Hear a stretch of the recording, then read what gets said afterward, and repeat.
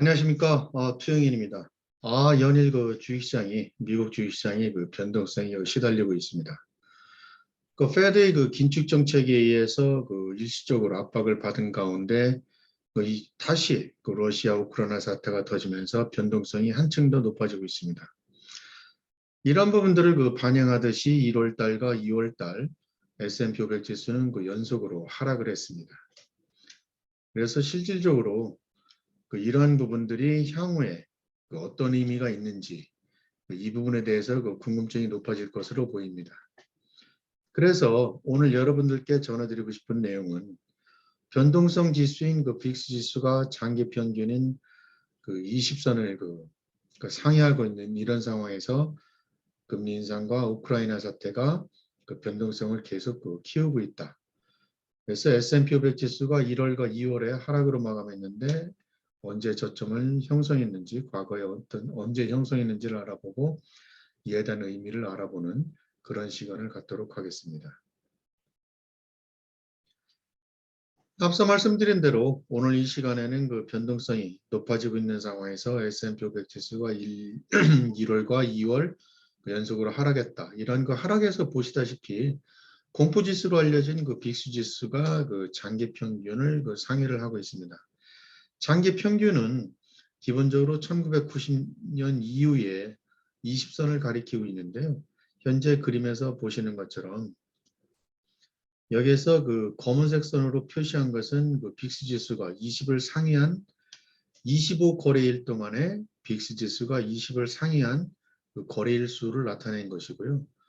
이 파란색 선은 25거래일 동안에 장기 평균은 20 대비해서 표준 편차 1만큼, 여기에서는 실질적으로 이제 지수가 8입니다. 표준 편차라는 것은 평균에 비해서 얼마만큼 벗어났는지를 보는 것인데요. 플러스 1 표준 편차라 하면 장기 평균에서 1 표준 편차만큼 떨어져 있다. 그만큼 올라가고 있다. 변동성에서는 결국은 변동성이 높아지고 있다. 이렇게 해석을 할 수 있겠습니다. 기본적으로 표준 편차가 1까지 갔을 때는 시장이 상당히 변동성이 높아지고 일시적으로 반등 가능성이 나타납니다. 그렇지만 2표준 편차, 3표준 편차까지도 올라가는 경향이 있었기 때문에 이 부분은 경계를 해야 됩니다. 어쨌든 이러한 두 가지 지표가 28 그래프와 20 그래프가 동반 상승하고 있다는 것은 그만큼 시장이 상당히 높은 변동성을 보이고 있다는 것인데, 이러한 흐름들은 그림에서 보시는 것처럼 코로나 위기 때 이때가 가장 확연하게 드러났던 경우입니다. 이때와 지금 상황이 그림에서 보시는 것처럼 많이 비슷하다는 것을 알 수 있겠습니다. 이러한 가운데 S&P 500 지수가 1월달, 2월 연속으로 하락을 했습니다. 새해 첫 들어서요. 이는 역사적으로 흔한 현상이 아닙니다. 따라서 이러한 특징이 어떤 의미를 있는지를 살펴보겠는데요. 제가 1980년도 이후에 S&P 500 지수를 분석해 본 결과 이와 같이 1월 달과 2월 달 연속으로 하락했던 경우는 이번을 제외하고는 총 9번이었습니다. 82년, 84년, 2000년, 2002년, 2003년, 글로벌 금융위기 때 2008, 2009, 2016, 2020 이렇게 8번 나타난 바 있습니다. 그런데 이제 1980년도 이후에 이런 9번이라는 것은 실질적으로 전체 구간의 4분의 1도 안 되는 23%에 해당됩니다. 그래서 매우 드문 경우라고 말씀드렸는데요. 이러한 특징이 발생했던 과거 9차례 국면에서의 시장 특징을 한번 살펴보겠습니다. 1월 달과 2월 달 연속 하락했던 구간에서 1월 달 평균 하락률은 1%였습니다. 마이너스 3.6%였습니다. 그리고 2월 달은 마이너스 4.3%를 기록을 했는데요. 이번에 올해 1월 달 마이너스 5.16, 2월 달 마이너스 3.14를 보면은 1월 달 기준으로는 과거 평균보다는 높지만 2월 달보다는 낮습니다. 그렇지만 합계 평균으로는 과거 평균보다는 그렇게 높은 수준은 아닙니다. 이때 이제 그렇지만 1월 달에 그 최악의 1월 달에 그 과거 1, 2월 연속 하락했던 이 구간에서의 그 1월 달 흐름을 보면 최소 마이너스 0.92에서 8.57, 2월 달에는 마이너스 0.41에서 10.99까지 이렇게 그 하락한 바가 그 있습니다.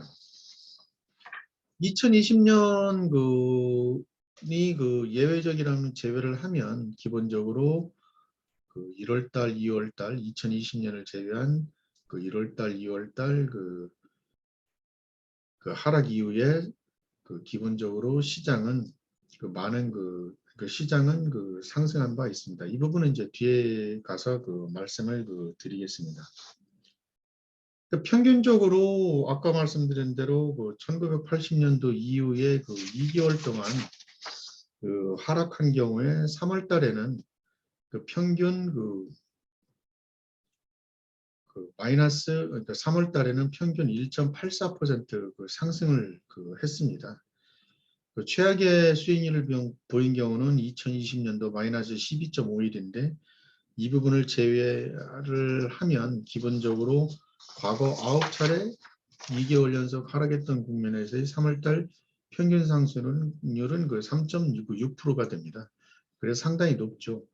그렇지만 그럼에도 불구하고 그 1월달, 2월달 평균 하락률이 4.2%였기 때문에 기본적으로 이 평균 상승률 2개월 2020년까지 포함한 1.8%는 3월 달에 회복했다 하더라도 기본적으로 상당히 그 미미하다.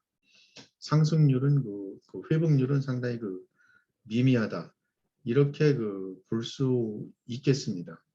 기본적으로 2개월 연속 평균 그 하락률과 그 40년 그 평균을 그 비교를 해보면 그 과거 2개월 연속 그 평균 하락했던 구간이 40년 평균보다 거의 한 5% 정도 차이가 나는데요.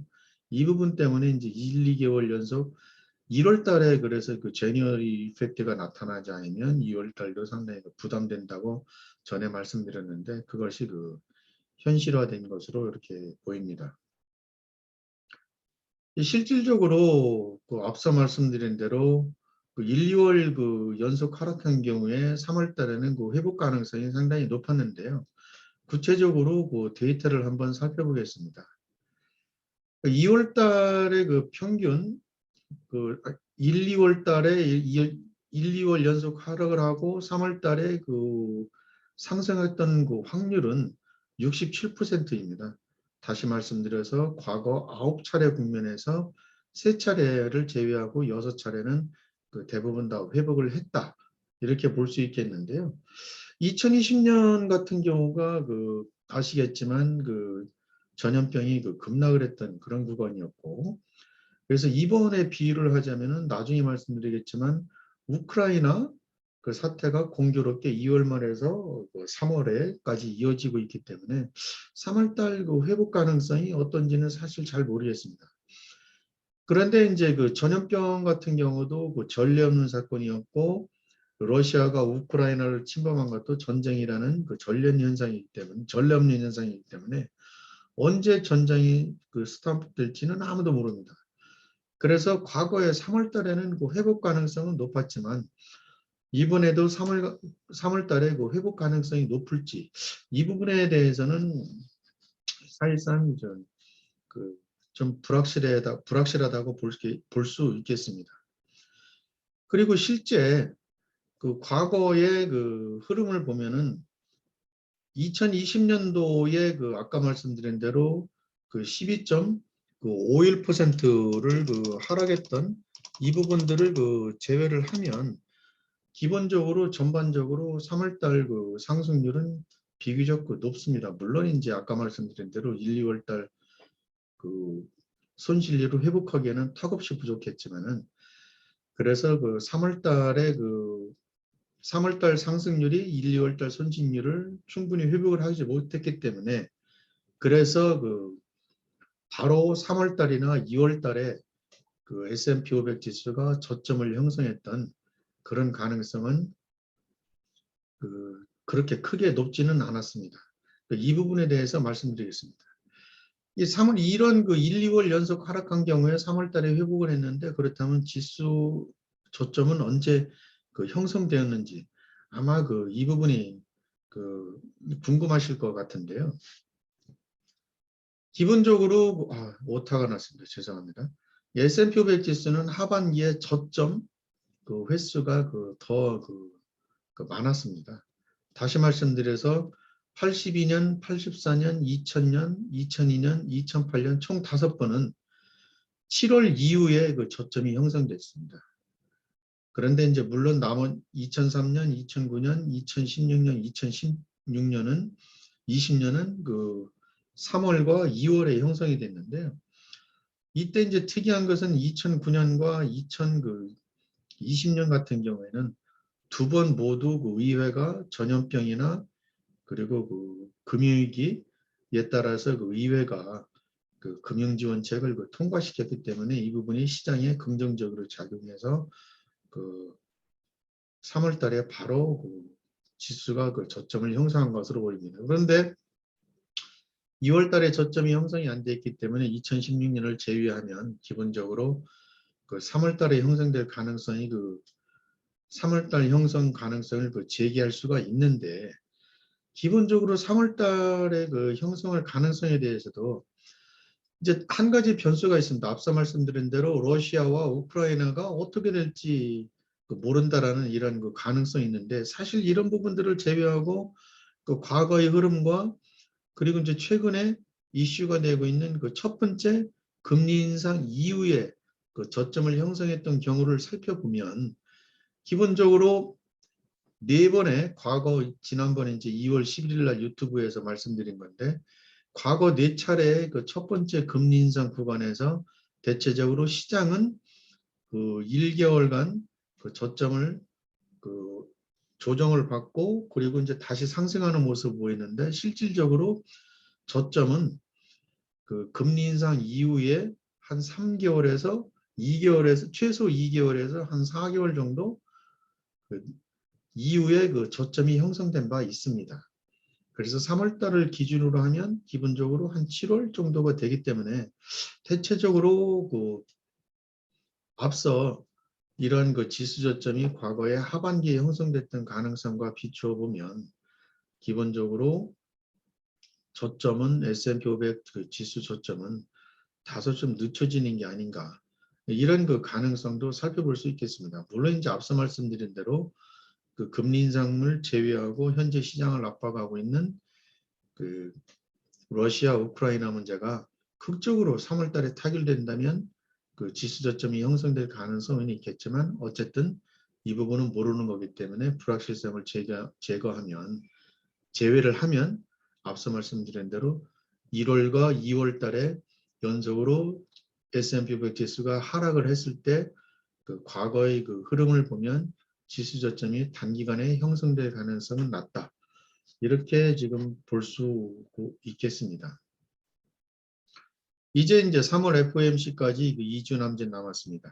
금리 인상 폭이나 속도에 대해서 명백한 그 신호를 줄 것인데요. 이에 따라서 앞서 말씀드린 대로 3월 달 그 반등 가능성을 점쳐볼 수도 있는 상황입니다. 그렇지만 러시아 우크라이나 변수를 주목을 해야 되기 때문에 아직까지는 기본적으로 시장에 대해서 어떤 그 확신을 갖는 이런 그 확신을 가지고 시장에 나서기보다는 아직은 그 리스크 관리에 그 주력을 해야 되는 그런 그 상황이라고 볼 수 있겠습니다. 물론 이제 저는 개인적으로 그 현 상태에서는 그 아무것도 하지 않는 것이 그 리스크 관리다라고 이제 계속 그 말씀을 그 드린 바가 있는데 지금 상황에서 사실은 그 어느 정도 그 불확실성이 상당히 많이 진행이 되고 있는 상황이기 때문에 현 시점에서 다시 새로운 포지션을 설정하기도 어려운 상황입니다. 그렇기 때문에 저점을 그 앞서 말씀드린 대로 금리 인상에 대한 그 페드의 그 어떤 메시지 그리고 그 러시아 우크라이나 사태를 보면서